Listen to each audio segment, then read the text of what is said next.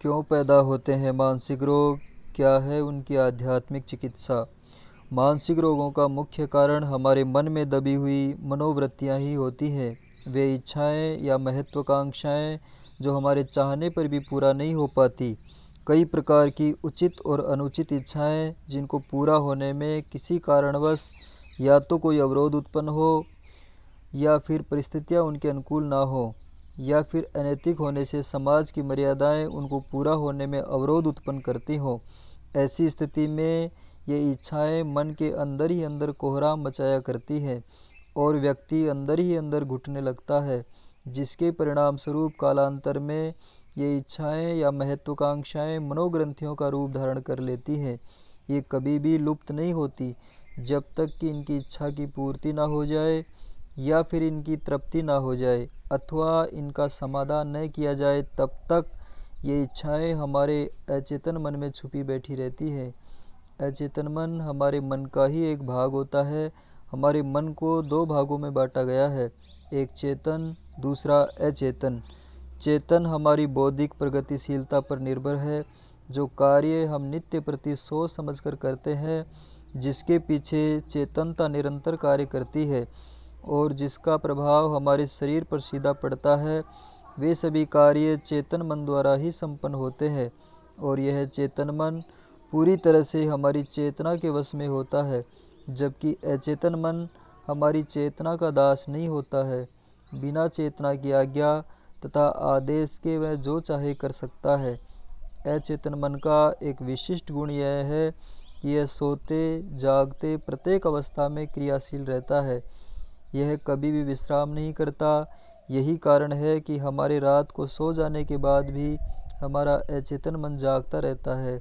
नींद में जो स्वप्न देखे जाते हैं वे इसी अचेतन मन के द्वारा ही देखे जाते हैं। वे हमारे दिन भर के उन क्रियाकलापों पर भी आधारित होते हैं जो हम दिन भर में किया करते हैं। स्वप्न में चेतन मन तो निष्क्रिय हो जाता है, किंतु अचेतन मन रुकी हुई वासनाओं को आगे बढ़ाता है, जो दिन भर में किसी कारण से तृप्त ना हो सकी हो। हमारी अनेक टूटी फूटी इच्छाएं, प्रसुप्त वासनाएं, अपूर्ण वृत्तियां इसी अचेतन मन में छुप जाती हैं और जब तक जागृत मन का प्रभुत्व होता है तब तक कुछ समय के लिए चुपचाप बैठ जाती है। जैसे कि एक शक्तिशाली सम्राट के राज्य में उसके आतंक से प्रतिद्वंदी दब जाते हैं, कुछ द्वंद्व नहीं करते, किंतु उसका आतंक हटने से पुनः विरोध करते हैं। उसी प्रकार चेतन मन का प्रभुत्व रहने तक तो ये कुछ नहीं बोलती, चुपचाप पड़ी रहती है, किंतु उस प्रभुत्व के क्षीण होते ही हमारी प्रसुप्त चित्त वृत्तियाँ एकदम शक्तिशाली हो उठती है, जिसके कारण हमारे जागृत मन अर्थात चेतन मन और इन प्रसुप्त वासनाओं में भयंकर संघर्ष प्रारंभ होता है और इसी संघर्ष के कारण अंतर्द्वंद पैदा होते हैं, जिससे मानसिक रोगों की उत्पत्ति होती है। अब देखते हैं क्या है मनोरोगों की आध्यात्मिक चिकित्सा। मनोरोगों की आध्यात्मिक चिकित्सा है स्व संकेत साधना। यही एक ऐसी आध्यात्मिक चिकित्सा है जिसके द्वारा हम अपने मनोरोगों को जड़ से उखाड़ सकते हैं। इस स्व संकेत साधना को अंग्रेजी में सेल्फ इंस्ट्रक्शन या फिर ऑटो सजेशन भी कहते हैं। इस साधना को करने के लिए जो सबसे उत्तम समय बताया गया है वो रात्रि का समय ही बताया गया है। जब हम सोने जा रहे होते हैं तभी इस साधना को करने से कई गुना ज़्यादा लाभ मिलता है। इसका कारण यह है कि हमारे अचेतन मन का निर्माण रात्रि के समय में ही होता है, क्योंकि जिन विचारों को लेकर के हम सोते हैं वही हमारे मानसिक संस्थान का निर्माण करते हैं और उसी से हमारे चरित्र का निर्माण भी होता है। लोग गलती यह करते हैं कि सोने से पहले गंदे मूवी सीरियल देखकर सोते हैं और इन मूवी या सीरियल से जो स्ट्रेस, तनाव, वॉयलेंस के विचार पैदा होते हैं वही विचार हमारे अचेतन मन पर घातक प्रहार करते हैं और उसका पूर्ण ढंग से निर्माण करते हैं। अब चलते हैं साधना की तरफ। कैसे करें स्व संकेत साधना को? आप अपने बिस्तर पर शांत चित्त भाव से बैठें।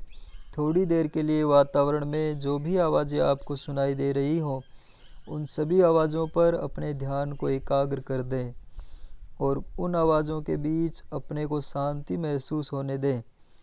थोड़ी देर बाद में जब आपका मन स्थिर हो जाए तो अपने मन को अपने जीवन के उन कटु अनुभवों, परेशानियों, समस्याओं पर या फिर उन कारणों पर चिंतन करें जो हमारी अंतर्भूमि में कांटे की तरह चुभ रहे हैं, जो हमें दुखी किए हुए हैं। ऐसा करने का उद्देश्य हमारे मानस प्रदेश की निम्न भूमिका से पुरानी कुत्सित ग्रंथियों को उखाड़ फेंकना है। जैसे बीज बोते समय उबड़ खाबड़ झाड़दार भूमि को साफ करना पड़ता है, कटीली झाड़ी को तोड़ डालनी पड़ती है, उसी प्रकार पहले मनोभूमि से पुरानी ग्रंथियों का उन्मूलन करते हैं। ऐसा करने से हमारी दबी हुई मनोग्रंथियां खुलने लगती है। इसके बाद इन समस्याओं के समाधान पर विचार करें। आप देखेंगे कि आपका मस्तिष्क शांति महसूस करने लगता है और समस्याओं का समाधान अंदर से ही निकलने लगता है। फिर अपने इष्ट आराध्य भगवान से मन ही मन प्रार्थना करें कि आप सर्वशक्तिमान हैं और सभी कुछ करने में समर्थ हैं। मुझ अबोध बालक के आप ही एकमात्र आसरा हैं। मुझे वह शक्ति प्रदान करें जिससे मैं अपने इस संघर्षमय जीवन में विजयी हो सकूं। आप तो शांति के महासागर हैं, करुणा निधान हैं। आपके श्री चरणों में परम शांति को प्राप्त हो। भूलों के प्रति क्षमा भाव रखते हुए आगे दोबारा गलतियों को न दोहराने का भगवान को आश्वासन देते हुए इस भाव के साथ निद्रा में प्रवेश करें। कुछ ही दिन बाद आप पाएंगे कि आपकी मनोभूमि में भारी बदलाव शुरू हो रहा है।